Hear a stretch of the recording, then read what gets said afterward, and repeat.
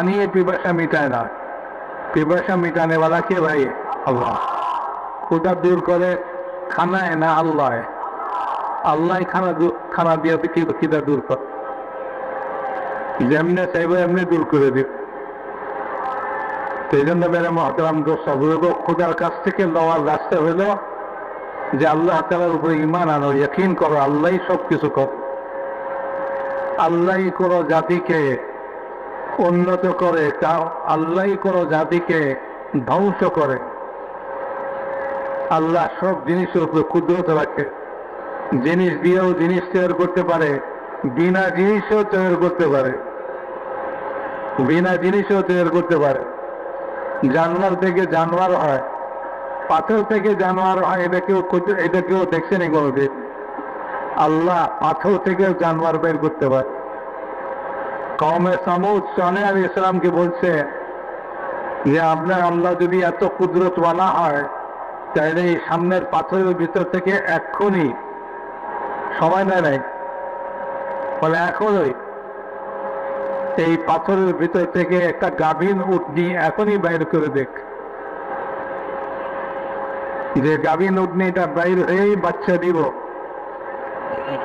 আল্লাহ তাআলা পাথরকে ফাটাইয়া সঙ্গে সঙ্গে গাভীন উটনি বাইর করে দিচ্ছে।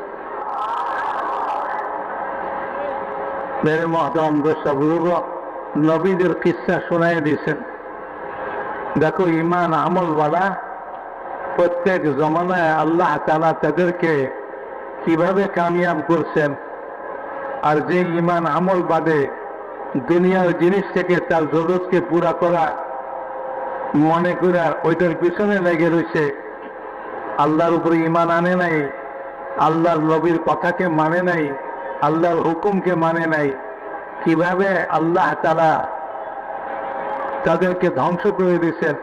আর যারা নবীর কথাকে মানছে আর নবীর কথা মতো জিন্দগির সব কামকে করছে, আল্লাহর হুকুম মতো চলছে, আল্লাহ তাআলা কিভাবে তাদেরকে সাহায্য করছেন, কিভাবে তাদের জিন্দগিকে বানাইছে।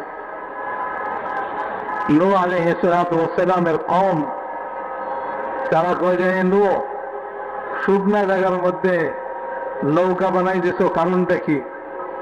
বলে আল্লাহ তাআলা এই শুকনা জমিনে পানি উঠাইব, আমার নৌকা চলার ব্যবস্থা হইব। তারা সকলে হাসে ঠাট্টা করে, মানে নূহ এতদিন তো তুমি কইছ আল্লাহ করে ঈমানের কথা কইছো, এতদিন তো তোমারে যা মনে করছিলাম, আজকে তো ভালো মতোই বুঝতেছি তোমার আকল বুদ্ধি বলতে কিচ্ছু নাই। শুকনা জমিনে নৌকা বানাই দিছ। মেরে মহতরম দোস্ত বুজুর্গ, আল্লাহ তাআলা শুকনা জমিনে নৌকা চলার ব্যবস্থা করতে পারে, এই কথা আল্লাহ তাআলা প্রমাণ করে দিচ্ছে। নূহ আলাইহিস সালাতু ওয়াস সালাম যখন নৌকা বানায় ফেলছে, আসমান থেকে পানি নামাইছে, জমিনের ভিতর থেকে পানি বাইর করছে, পানিতে পানিতে সব একাকার হয়েছে, নৌকা ভাসতেছে। আর যারা বিশ্বাস করে নাই তারা পানির মধ্যে ডুবতে আসে, তারা পানির মধ্যে ডুবতেছে। নূহ আলাইহিস সালাম দেখলেন তার ছেলেও ডুবতেছে, ছেলে ডাক দিয়া কইতেছে ইয়া বুনাইয়া আরকাম মা'না, এই ছেলে আমার সঙ্গে নৌকায় এসে পড়। ছেলে কইতেছে একদিন বুঝছে দুনিয়ার জিনিস দিয়েই জিন্দগি চলে, জিন্দগি সবকিছু এখান থেকেই হয়, আল্লাহ কি করে, আল্লাহ আল্লাহ আল্লাহ না করলেই কি। তো সে কইতেছে ওই পাহাড়ে উঠবো, সে পানি থেকে বেঁচে যাবে। নূহ আলাইহিস সালাম বলতেছেন পাহাড়ে উঠা হবে না, আজ আল্লাহ যাকে বাঁচাইবেন সে ছাড়া কেউ বাঁচবে না। লা আসিমাল ইয়াওমা মিন আমরিল্লাহ ইল্লা মান রাহিম, আল্লাহ তাআলার আযাব থেকে কেউ বাঁচবে না, যাকে আল্লাহ বাঁচাইবেন সে ছাড়া। ওই ছেলে পাহাড়ে উঠবার আগেই পানির মধ্যে ডুবে খতম হয়ে গেছে। মেরে মুহতারাম দোস্ত বুজুর্গ, এরকম প্রত্যেক নবীর জমানায় আল্লাহ তাআলা এই কথা দেখাই দিয়েছেন যে ঈমান আমলওয়ালা আল্লাহর খাজানা থেকে, আল্লাহর কুদরত থেকে নিছে। যারা দুনিয়া থেকে নেওয়া শিখছিল, দুনিয়া থেকে নয়, মনে করে দুনিয়া থেকেই হয়, জমিন থেকে হয়, টাকা থেকে হয়, ব্যবসা থেকে হয়, চাকরি থেকে হয়, এক সময় তাদের জিন্দেগি অচল হয়ে গেছে, নষ্ট হয়ে গেছে। কিছু থেকে কিছু হয়, যা কিছু হয়েছে সব আল্লাহ থেকে হয়েছে। লা ইলাহা ইল্লাল্লাহ, আল্লাহ ছাড়া করনেওয়ালা কেউ নাই। একথা বুঝে আসে নাই, কমে আগে বুঝে আসে নাই। তারা কয় যে আমাদের গায়ে শক্তি, আমাদের মানের শক্তি, আমাদের কাছে সব রকম শক্তি আছে, আমাদের জিন্দেগি নষ্ট করবে এরকম শক্তিশালী কে আছে? আল্লাহ যে তাদের চেয়ে বেশি শক্তিশালী, এই কথা বুঝে। আল্লাহ তারা বলেন, তাদের কি সাধারণ জ্ঞানটুকু নাই? সাধারণ জ্ঞানটুকু নাই যে আল্লাহ তাদেরকে এই শক্তিশালী বানাইলো, সে আল্লাহ তাদের চেয়ে বেশি শক্তিশালী হবে? আর তারা বলতেছে কথা যে আমাদের চেয়ে শক্তিশালী কে? তো আল্লাহ তারা এরকম শক্তির বড়াই করনেওয়ালাদেরকে ধ্বংস করে দিচ্ছেন। ধ্বংস করার জন্য আল্লাহ তারা বিশাল কোনো ফেরেশতা নামায় দেয় নাই, বিশাল কোনো বাহিনী লয়ে আসে নাই, বলে বাতাস ছাড়ছে, বাতাস।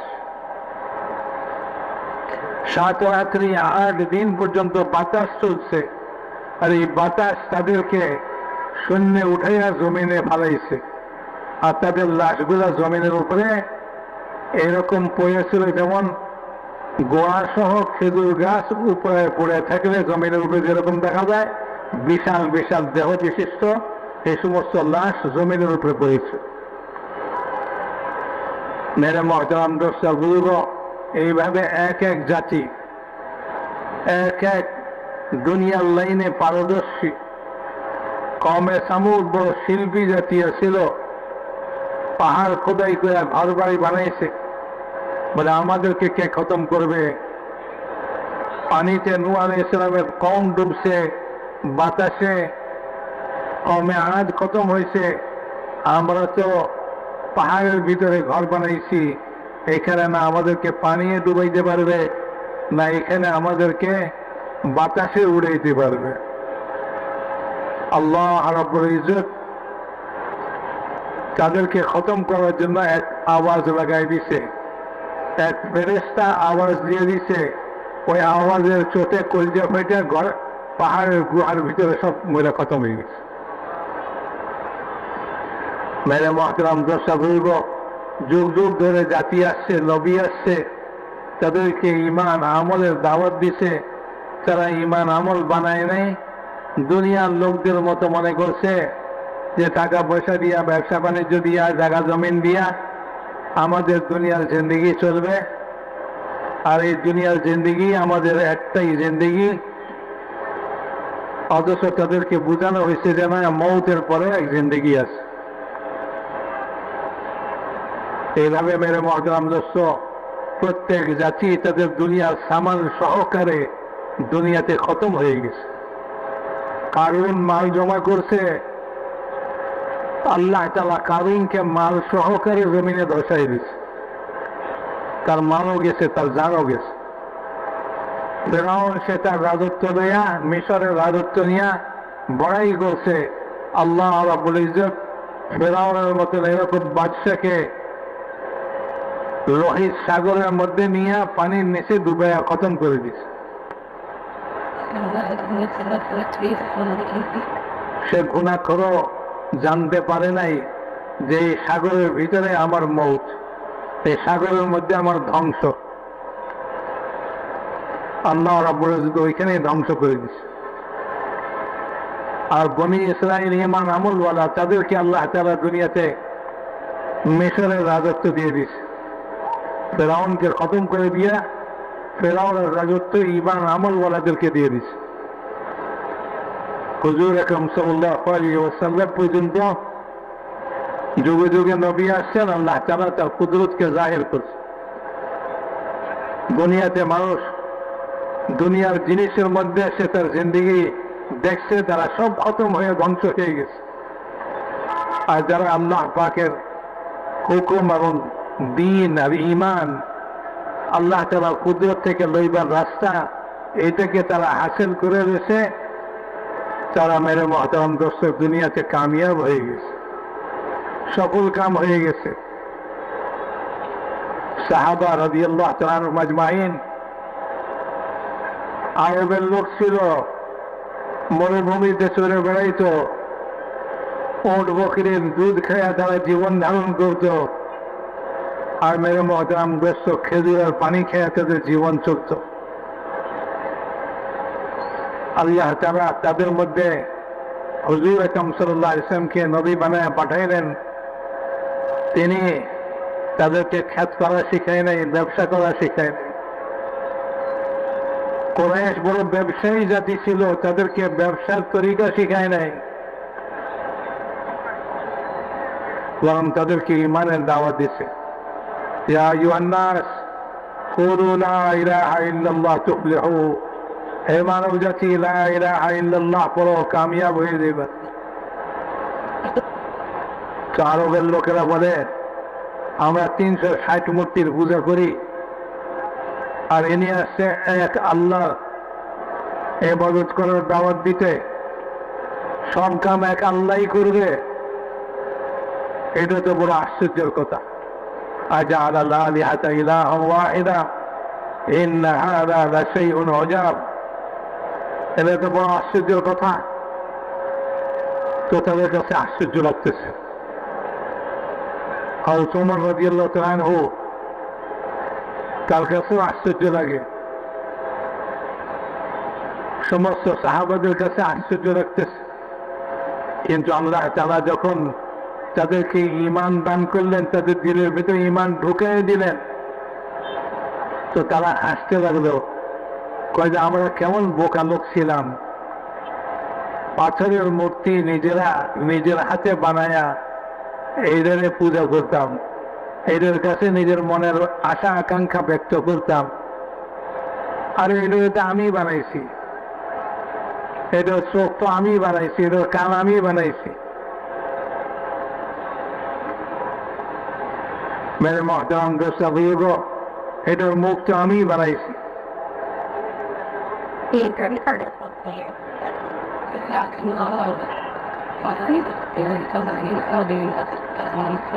বলে যে এইগুলি কিভাবে করবে? ঈমান পাওয়ার পরে তারা হাসতো, বলে যে আমরা কেমন বোকা লোক ছিলাম, আমরা কেমন বোকা লোক ছিলাম। ঈমান দিলের ভিতরে আসছে, আমল ঠিক হয়ে গেছে, আল্লাহ তাআলার হুকুমের বাইরে কোনো কাম নাই, নবীর তরিকার বাইরে কোনো কাম নাই। ব্যবসা করলো নবীর তরিকায়, চাকরি করলো নবীর তরিকায়, খ্যাত করলো নবীর তরিকায়, ঘর সংসার করলো নবীর তরিকায়, মানুষের সঙ্গে লেনদেন আচার ব্যবহার করলো নবীর তরিকায়। এই এক জিন্দিগি তারা নিয়ে নিছে, ঈমান নিছে, জিন্দিগি নিছে, জিন্দিগির তরিকা নিছে। আল্লাহ রাব্বুল ইজ্জত এই সমস্ত মরুভূমিতে বিচরণকারী লোকদেরকে কিয়ামত পর্যন্তের জন্য মানুষের কাছে, মানুষের দিলের মধ্যে তাদের ইজ্জত বসাই দিছে, তাদেরকে ইজ্জতওয়ালা বানাই দিছে।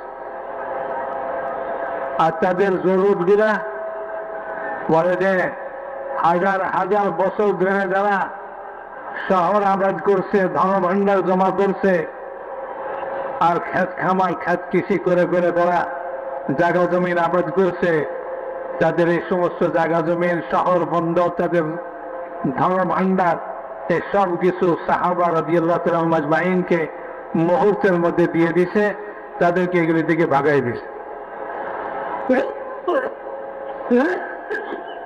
রোম পারস্য বিশাল তাদের সাম্রাজ্য, তারা যুগ যুগ ধরে ধন ভাণ্ডার জমা করছে, যুগ যুগ ধরে তারা তাদের শহর বন্দর গুলাকে আবাদ করছে, তাদের ক্ষেত খামার গুলাকে তারা আবাদ করছে।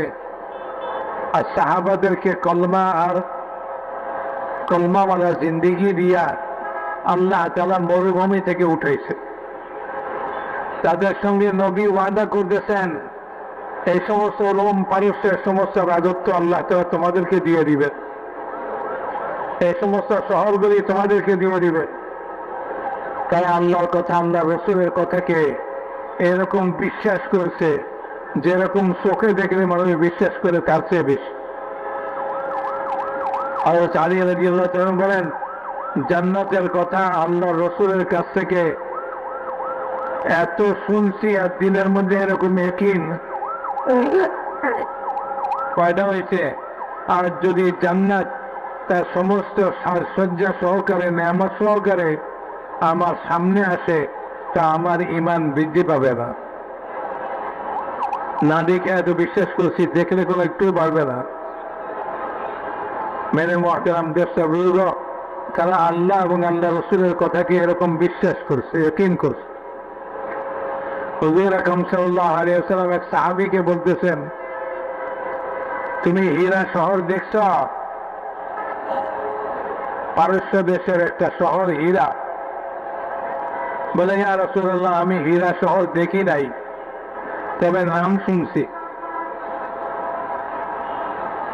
হুজুর আকরাম সাল্লাল্লাহু আলাইহি ওয়াসাল্লাম বললেন, একদিন মুসলমানরা এই হীরা শহর জয় করবে। আমি সেই দৃশ্য এখন যেন চোখে দেখতে পাইতেছি, যে এই শহরের মেইন গেট দিয়া আত্মসমর্পণ করার জন্য সেই দেশের সর্দারের মেয়ে কালো চাদর গায়ে দিয়া সাদা খচ্চরের চূড়ায় বের হয়ে আসতেছে মুসলমানদের হাতে আত্মসমর্পণ করার জন্য। হুজুর বলেন, আমি এই দৃশ্য যেন দেখতে পাইতেছি। ওই সাহাবী কি কয়? বলে, ইয়া রাসূলুল্লাহ, আপনি যখন বলতেছেন এই শহর মুসলমানরা জয় করবে, নিশ্চয়ই জয় করবে, আর আপনি যখন ওই মহিলাকে এইভাবে দেখতেছেন, যে নিশ্চয়ই মহিলা এইভাবে আসবে, আপনি আমাকে ওই মহিলা দিয়ে দেন আজকেই।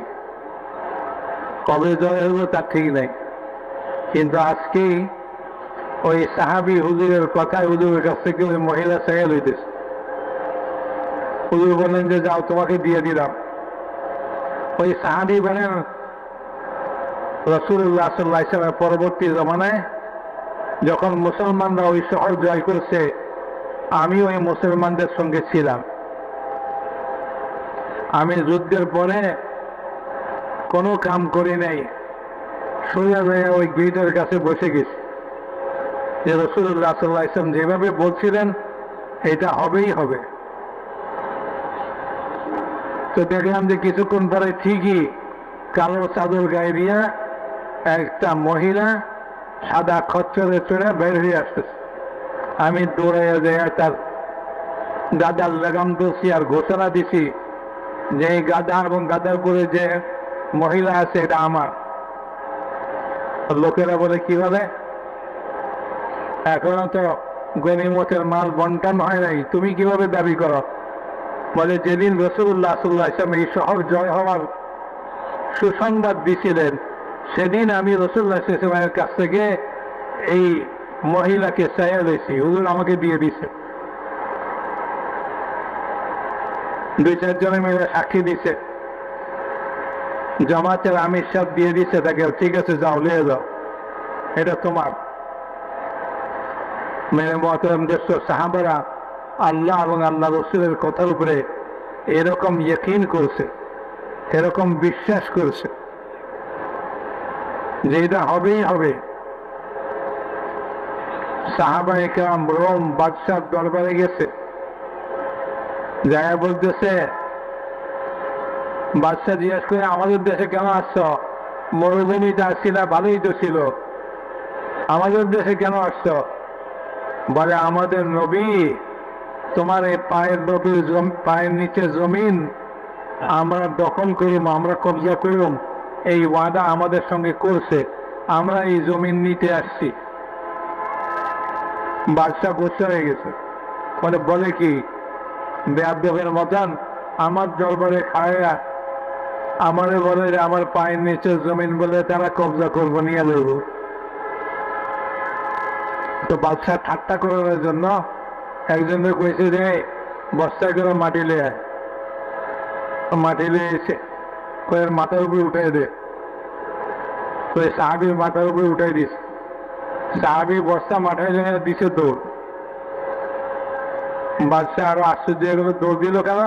নিশ্চয়ই এদের ভিতরে কোনো রহস্য আছে। এই ধরো ধরো ধরো ধরে আর কি পায়, সে এক দৌড়ে মুসলমানদের কাছে এসে গেছে। আমি সাহেবের সামনে এইসব বস্তা ফালাই দিয়ে করলে, আমি সাহেব কালকে যুদ্ধ জয় হয়ে গেছে। বলে কেমনে? বলে দেখেন না, নিজের হাতে মাটি দিয়ে দিছে আমাদেরকে। তা আল্লাহ রসুল বলছেন যে এই দেশ আমরা জয় করবো, এই জন্য নিতে এসে কিরূপ পরিমাণ বিশ্বাস হলে এই কথা বলতে হয়। তারা আল্লাহ এবং আল্লাহ রসুলের কথার উপরে ইমান আনছে, এটারে বলে ইমান। এরকম ইমান যেটার মধ্যে ব্যতিক্রম হবে না। আর আলী রাদিয়াল্লাহু তাআলা আনহু দেওয়ালের পাশে বসে রয়েছে, দেওয়াল পুরানা দেওয়াল ভেঙে পড়তেছে, লোকেরা করে সরে সরে সরে দেওয়ালে চাপা পড়ে মরিয়ে দেবেন।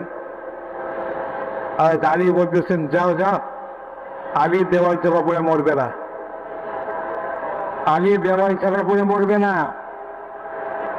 তবে কেন? বলে এই জন্য যে রাসূল পাক সাল্লাল্লাহু আলাইহি ওয়াসাল্লাম একথা বলছেন, এ আলী তুমি ততদিন মরবে না যতদিন তোমার কপালের রক্তে তোমার দাড়ি না ভিজবে। কাজে আলী দেওয়াল চাপা পড়ে কোনোদিন মরবে না। বিশ্বাস এরকমই ইয়াকিন। মেরে মুহতারাম দর্শক বুজুর্গ, রাসূল পাক সাল্লাল্লাহু আলাইহি ওয়াসাল্লামের কাছ থেকে যা শুনছে তা বিশ্বাস করছে, ইয়াকিন করছে, এরকমই হবে, এরকমই হবে, একটু ভুল হবে না। যখন পারস্য দেশ জয় হয়েছে, সমস্ত স্বর্ণ চাঁদি পারস্য সম্রাটের সমস্ত ধনভাণ্ডার মদিনাতে আসছে। আর ওমর রাদিয়াল্লাহু তাআলা আনহু লিস্টে দেখে বলতেছেন যে পারস্য সম্রাটের সেই সোনার সিঁড়ি কই? এটা তো নাই লিস্টের মধ্যে। লোকেরা বলে আমিরুল মুমিনিন আপনি কি জানেন পারস্য সম্রাটের সোনার সিঁড়ি কি? বলে হ্যাঁ হ্যাঁ আমি জানি। রাসূল পাক সাল্লাল্লাহু আলাইহি ওয়াসাল্লাম বলছিলেন একদিন সুরাকা ইবনে মালিককে, সুরাকা সেদিন কি হবে যেদিন তোমার হাতে পারস্য সম্রাটের সোনার চুরি পরানো হবে? আল্লাহ রাসূলের এই কথা সত্য হইতেই হবে। নিশ্চয়ই পারস্য সম্রাটের সোনার চুরি আছে, সেটা খুঁজে বের করো। লিস্টিতে না থাকলে কি হবো? সব গাইডে গুইটা ওইটা বাইরে বলে আমিরুল মুমিনিন বাইরেছে, লিস্টিতে লিখতে ভুল হয়েছে, কিন্তু আল্লাহ রাসূলের কথা ভুল হয় নাই। মেরে মুহতারাম দর্শক বুজুর্গ, আল্লাহ রসুল যা বলছেন তাই হবে, এটাই ঈমান। নামাজ কি হবে আল্লাহ রসুল বলে গেছেন, ওইটা অবশ্যই হবে, ইয়াকিন করে ওই নামাজকে পড়ো।